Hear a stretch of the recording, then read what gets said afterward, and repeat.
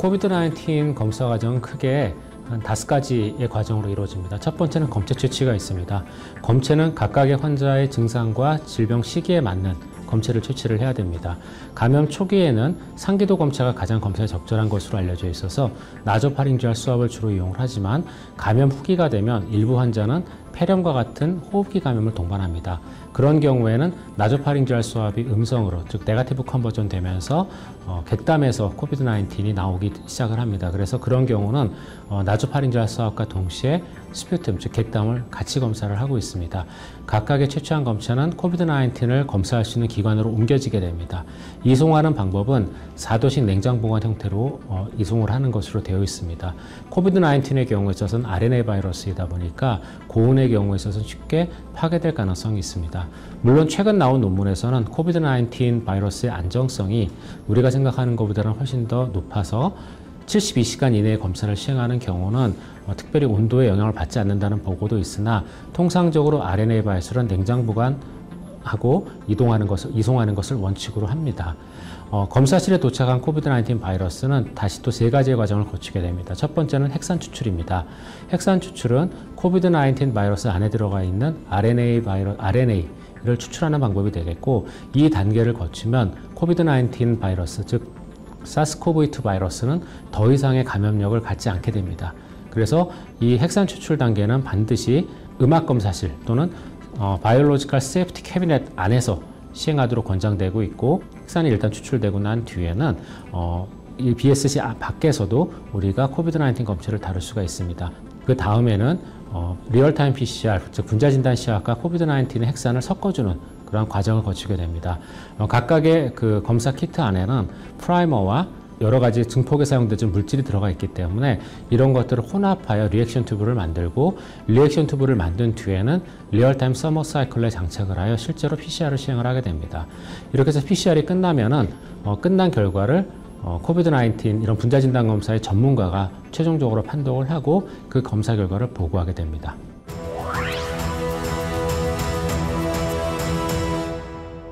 신속한 검사 체계의 수립이 더 정확한 용어일 것 같습니다. 이렇게 말을 하는 이유가 우리나라의 인구 100만 명당 검사 건수는 다른 나라에 비해서 높은 편이 아닙니다.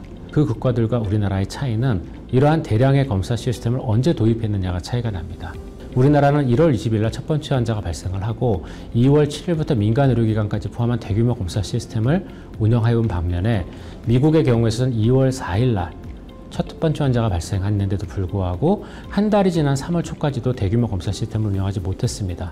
이에 따라서 코로나 바이러스의 초기 확산을 잡지 못했고 매주 거의 2배로 환자가 느는 그러한 그 대규모의 환자 발생을 제대로 잡지 못했기 때문에 그러한 검사 시스템을 얼마나 빨리 구축해서 운영하느냐가 코비드-19 관리에 있어서 중요한 차이점을 불러일으켰다고 생각을 합니다.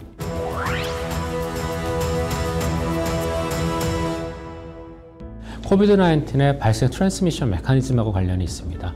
메르스 코로나 바이러스의 경우에 있어서는 감염 초기에는 바이러스 배출이 거의 없었고 환자가 폐렴을 보이고 병원에 입원해야 되는 시점에서야 비로소 객담을 통해 많은 양의 바이러스가 배출되는 그러한 형식의 감염이었습니다. 하지만 코비드-19의 경우에 있어서는 감염 초기부터 많은 양의 바이러스가 타액을 통해서 배출이 됩니다.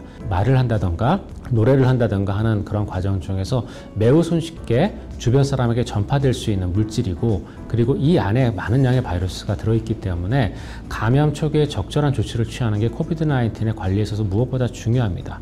당연히 신속하고 정확한 진단이 필요할 수밖에 없는 상황입니다. 검사가 정확해야 그 결과를 믿고 방역 정책을 취할 수가 있고, 그리고 결과가 신속해야 늦지 않게 환자들을 관리하고 더 이상의 전파를 막을 수 있기 때문에 그 2가지가 무엇보다 중요합니다.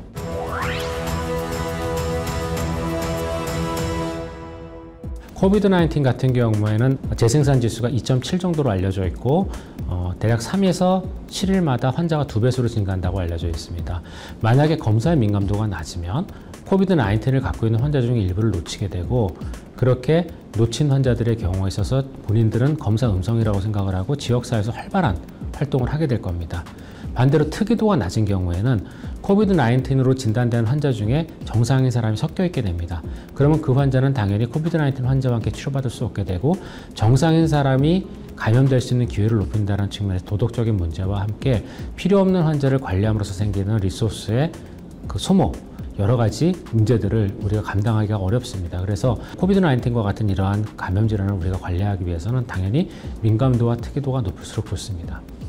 리얼타임 PCR의 특징은 코비드-19 바이러스에 존재하는 코비드-19 특유 유전자를 수백만 배 이상 증폭해서 검출하는 방식이 되겠습니다.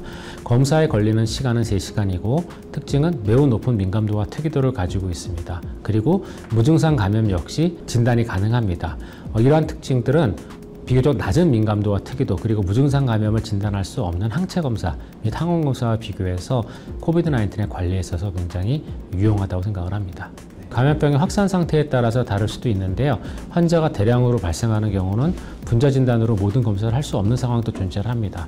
그런 경우에는 분자 진단 검사를 적용하는 대상을 예를 들어 특정 그룹, 역학조사를 통해 그룹별로 먼저 구분을 해놓고 그 그룹에 현재 증상이 있는 사람 위주로 검사를 한다던가 하는 방식도 필요하고 그 다음에 비교적 낮은 민감도의 항체 검사를 하더라도 이러한 그룹 안에서 지나간 감염을 찾기 위해서는 유용할 수도 있기 때문에 각각의 국가에 맞는 전략 개발이 필요합니다.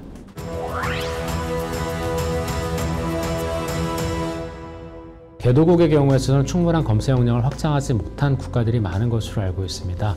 그래서 장기적으로 검사 역량을 확장하는 방안으로 나가야 되는데 지금 가용 가능한 검사에 대한 전략을 먼저 세워야 됩니다. 즉 각각의 국가 안에서 지금 할 수 있는 검사 역량이 어떻게 되는지, 장비는 어떤 것들이 있는지, 검사할 수 있는 사람은 어떤지에 대한 파악을 먼저 하고 그러한 파악한 검사 역량에 맞춘 검사 전략을 수립을 해야 됩니다.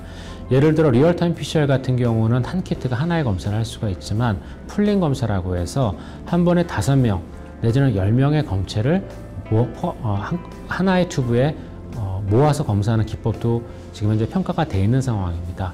클러스터의 발견이라는 어떤 컨셉을 적용을 하게 되면 당연히 항체 검사도 이용할 수가 있습니다. 그래서 각각의 국가에서 일단 가능한 자원에 대한 파악을 먼저 하고 그 자원에 따라 검사 전략을 각 국가별로 걸맞게 세우는 것이 무엇보다 필요할 것으로 생각을 합니다.